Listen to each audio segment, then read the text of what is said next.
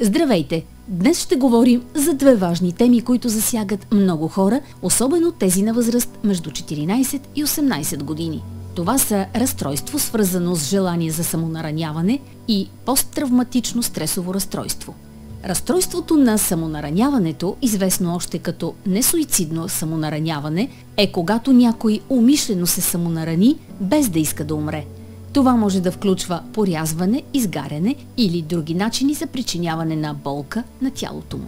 Преди се чувствах толкова завладян от емоциите си, че не знаех как иначе да се справя. Беше като начин да освободя напрежението в себе си.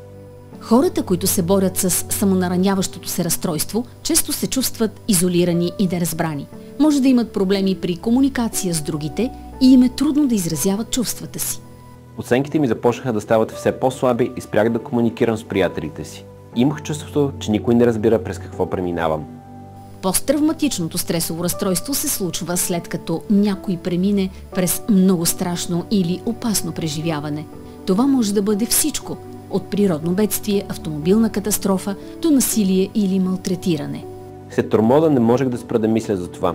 Всеки път, когато затворях очи, го виждах отново. Страх ме да изляза сам навън.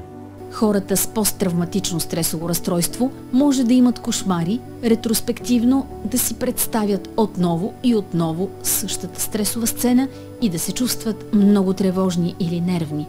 Те могат да избягват места или неща, които им напомнят за травмата. Не можех да спя добре и дори силните звуци ме караха да се паникьосвам. Имах чувството, че винаги съм нащрек. Животът с това разстройство може да затрудни човек да се съсредоточи върху училищната работа или да се наслаждава на дейности, които някога е обичал.